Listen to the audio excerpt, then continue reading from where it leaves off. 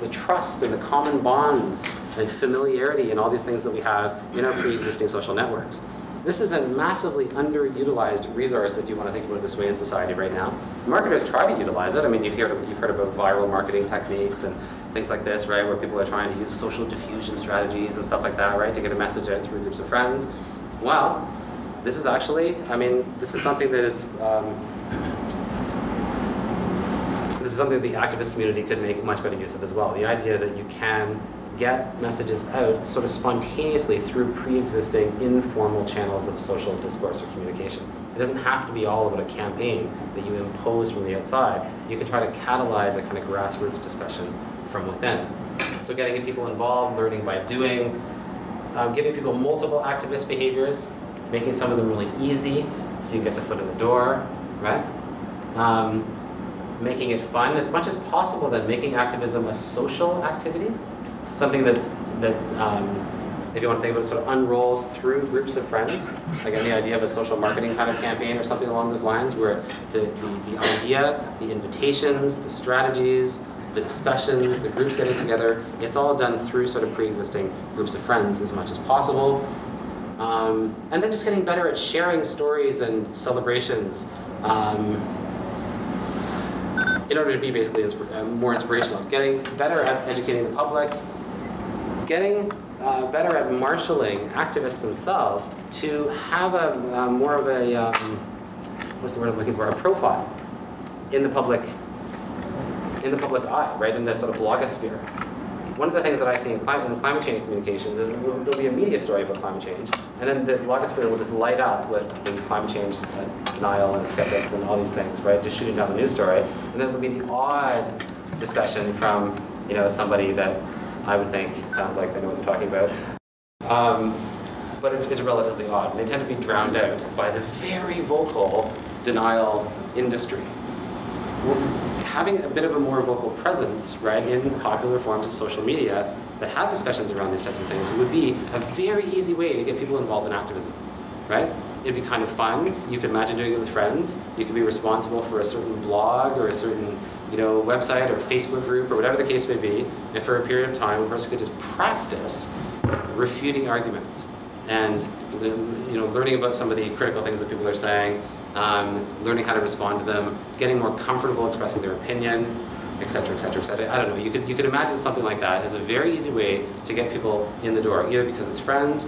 It could be an assignment that you do in school. It could be something that you get high school kids to do, or a teacher that works in the high school system could do this as a project, right? But you would get people involved in the social discussion, and then hopefully the whole feedback loop idea will kick in a sense after that. If you can minimize the need for defense, so when you're having these discussions, minimizing personal attacks, right? Minimizing how belittling one tends to be when talking with one's opponents that you disagree with.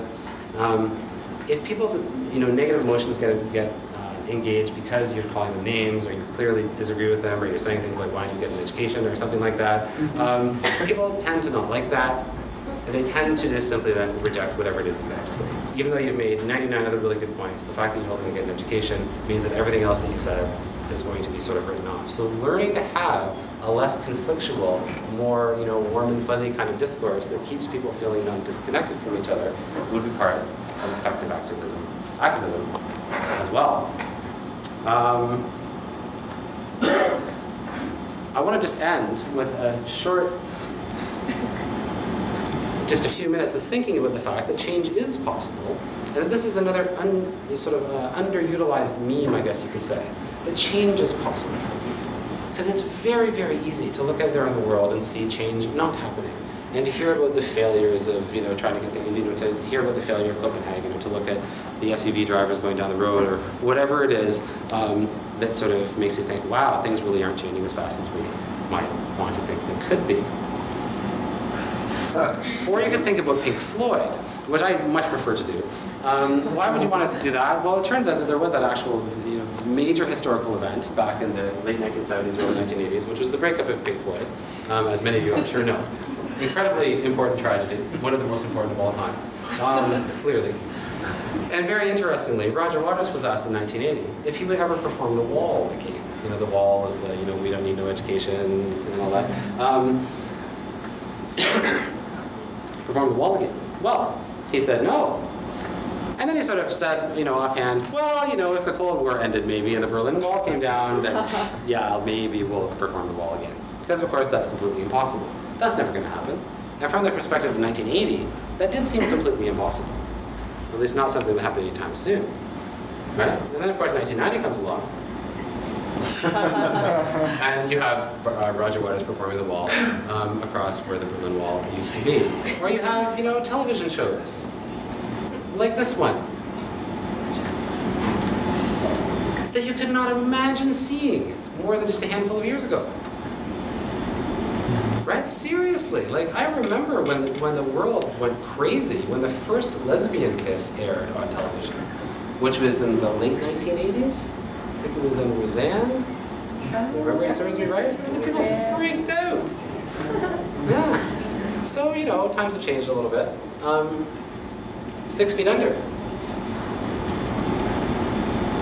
Could you imagine watching a relationship between two men and, oh my goodness, a black man and a white man, right, on television? Just a few years ago, just more than a few years ago, it would be basically impossible. My daughter said this to me the other day. We're really reading this little children's book from her school. And at one point it was about a guy who had escaped from his master, right? Because this is back in the Civil War time. And and he said something about how his wife and kids had been sold. And she burst out laughing.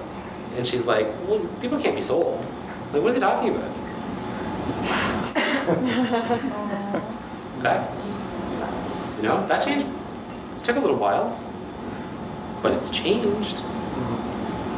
Now, you wouldn't say that we've achieved racial equality across the United States and Canada or anything like that, but it's different.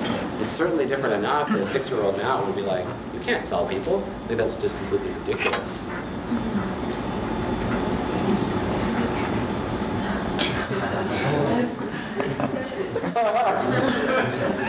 don't even have to say anything about that. Right? You have these great stories of changes that have happened due to a small number of people. This meme is underutilized in our society. I mean, it's overutilized to some degree, the idea that people can change the world, but it's underutilized in ways that have any substance behind it, I think. Wow. Think about this one. Right? The Democratic Convention, in a sense, whichever person won, they would be making history. The fact that you have a black man and a woman going up for what was in all likelihood going to be the leadership of the United States, wow, that's really quite remarkable, right? Either one of those are dreams coming true. Now in psychology, there's a famous study that goes back to the 1970s about sitting in a smoke-filled room, right? And the idea simply is that people sit in a room, and they're filling out questionnaires, and smoke starts to come in from like a vent or something like that in the corner, right? And left to their own devices, people fairly quickly are like, smoke coming in the room. That's a little odd. Maybe I'll do something about that. And they go and check it out and feel around the door and eventually leave. The fact that it only gets up to about 75%, I can't explain to you. I don't know what the other quarter of the people are doing, but in any case, the point is most of them leave relatively quickly. On the other hand, if they're simply sitting in a room with 2 other people, so if it's a 3-person group, then something unbelievable happens. You would think that one person, left to their own devices, getting up and leaving relatively quickly, therefore 3 people should be even that much more likely to do it, right? They should get up even that much more quickly. But the opposite happens. 3 people just sit there. You've got 4 minutes going by, and only 10%, only 1 in 10 of these groups has had a person stand up and go and check it out. Right? Everybody else is just like, well, let's just burn to death, I guess. You'll even see, there's one clip from the original study that shows a woman wafting the smoke out of her face using the questionnaire booklet so that she can keep filling it out. Because that's what she's there and it's like, oh, it's completely insane.